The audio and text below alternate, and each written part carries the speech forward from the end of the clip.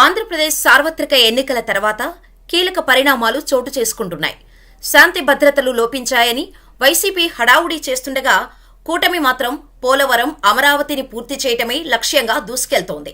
సరిగ్గా ఈ పరిస్థితుల్లో రాష్ట్ర రాజకీయాల్లో ఊహించని పరిణామం చోటు చేసుకుంది.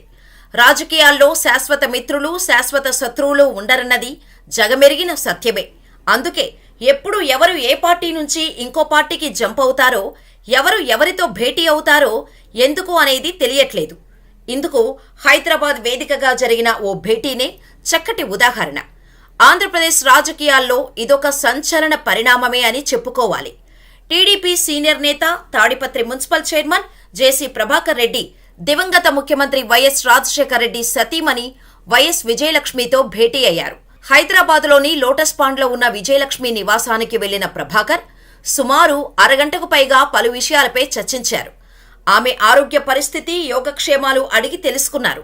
విశ్వసనీయ వర్గాల సమాచారం మేరకు ఈ భేటీలో ఏపీ రాజకీయ పరిస్థితులు, వైఎస్ జగన్మోహన్ రెడ్డి, వైఎస్ షర్మిల రాజకీయ భవిష్యత్తుపై కూడా చర్చించినట్టు సమాచారం.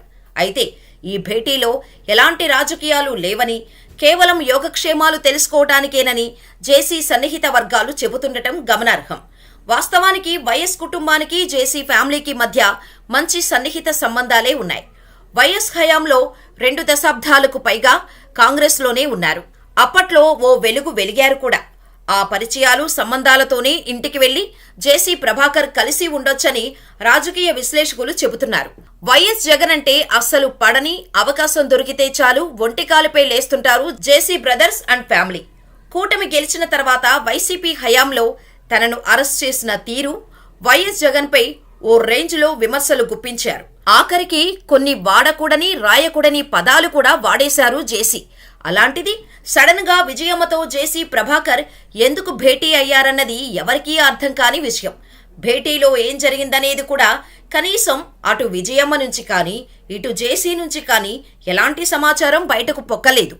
కానీ ఫోటో మాత్రం బయటకొచ్చింది. దీంతో సోషల్ మీడియా వేదికగా ఏవేవో ఊహాగానాలు వచ్చేస్తున్నాయి.